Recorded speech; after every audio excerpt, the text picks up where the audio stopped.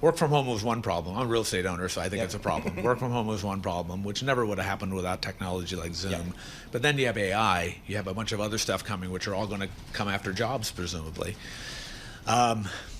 Office and gateway cities, like New York City, is probably if you want to think about lower left, if that's the bad place to be, that's the bad place to be, right? I do agree when the baby gets thrown out with the bathwater and they say all real estate is bad. People focus on that because it's kind of what's present, right? Abigail and I were talking about how the streets and out here and the retailers are all empty that used to be here. That's what you see, right? What you don't see as much is people are still living somewhere. You still get your goods and services somehow. Those are coming to you from a warehouse somewhere as opposed to coming to you because you're going to a store. Not that those haven't been immune. Right. But office, it's been tough, and honestly, I don't see it getting better in the near term.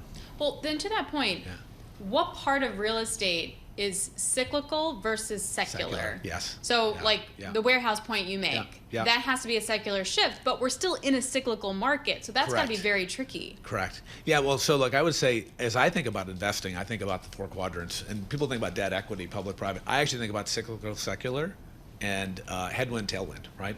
So if you think about what's in secular decline and has secular headwinds, office is the best asset class to think about, right? All the top-down news is bad, the bottom-up news is bad, capital markets are bad.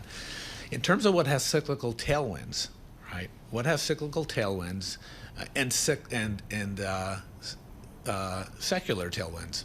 Anything related to technology. So I'm sure you've had a lot of people come in and talk about data centers. Mm-hmm. We have a big data center business too. It's been great. The issue is it's no secret that it's great. So there's a lot of money piling in, there's a huge amount of demand, which is what makes it such a great cyclical opportunity. I think where we actually do our job and where we can be in a position to make the most money is places that have secular tailwinds and cyclical headwinds, right? Now, most things have cyclical headwinds right now because of the capital markets. When you ask Paul when things are going to come back, until credit comes back into the market, we're not going to see it. But right now, it's a great time to be in warehouses. The secular tailwinds are still pretty good, but it's expensive to build them. It's expensive to buy them.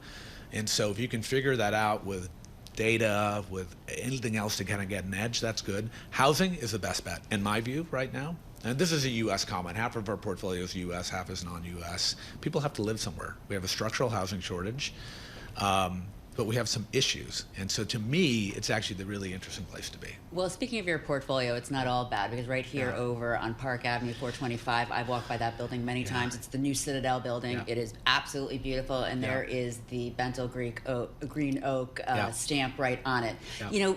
When we think about this pain, though, it really comes back to rates. And you've had, we've stayed in touch, and I know that you had a great call on rates that back in 2021, 2022, when the Fed forecasted or telegraphed that they were going to raise, you took a particular view. Bond traders didn't do this. I know a lot of other commercial real estate investors that were more the hopium. Talk to us about what you were seeing, what you did, and what it meant for your portfolio. So I think, and again, I'm not an economist, but my philosophy has always been you can do nothing about what you can't control. So focus on what you can control. We can control the rate environment.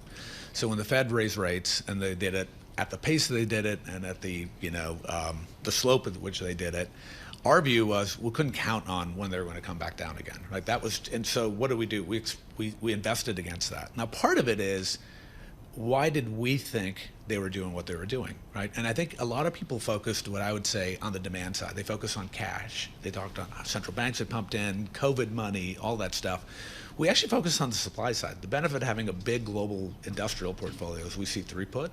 We have a big business in Asia. We saw China shut down. The world's largest manufacturer shut down for 3 years.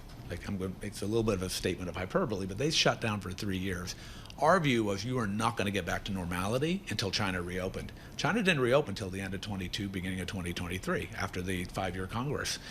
So until that happened, it was our view that you weren't going to see stuff come back to normal again, right? Whatever normal is, by the way. And so the way we kind of thought about it is we're going to ignore it. There are a lot of people that are trying to invest against, hoping interest rates would come down quickly and then bet against that. I have too much scar tissue from too many other cycles. Would you buy a Third Avenue office building today at 30 cents on the dollar? I think there are plenty on offer, Yep.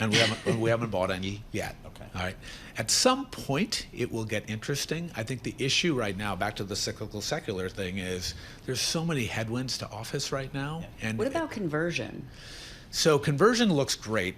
Theoretically, it sounds great theoretically, but if you talk about one of those Third Avenue office buildings with a 40,000 square foot floor plate, and you try to actually cut that up into an apartment, people are going to be living in bowling alleys, right? And that's basically, if you just visualize it. So actually, conversion worked great downtown after 9/11. A lot of stuff got converted, but those are older buildings with better ceiling heights and other stuff. They converted a lot to multifamily and a lot to hotels. Bigger windows, everything. Silly as that sounds, but yeah. Yeah, people never used to live on Wall Street. Now people live on Wall Street, but that's why. Look, it's going to be a slow grind. So when you say office buildings, Paul was saying 30 cents on the dollar. Yeah. I get that we're still in the headwind place. Yeah. But is it like 15 cents on the dollar? You're like, oh, okay, fine. Like, when does it become a valuation thing? It becomes a valuation thing when you have some degree of conviction. You can lease that space. Okay. Right? So it still has to come back to the fundamentals. It has to come back to the fundamentals, right? That has to come back to that, number one. Number two, the financing markets are upside down for real estate. There's news today about that. You've got banks that they kill for your business. They wine and dine you for 30 years. Now you go back to them and says, now I need the money. Well, I can buy this B-plus property on 3rd Avenue for 30 cents on the dollar. You know this is a good deal. Right. Well, look, first of all, many managers of our scale are both on the equity. So 20 billion of our 85 billion, we're a lender. Okay. All right. So we have a lending business. So all the pain I am seeing our lenders bear right now, we bear as a lender as well. So that's complicated. The regulators, Basel III, there are a lot of headwinds against banks, regular way banks coming back into commercial real estate lending.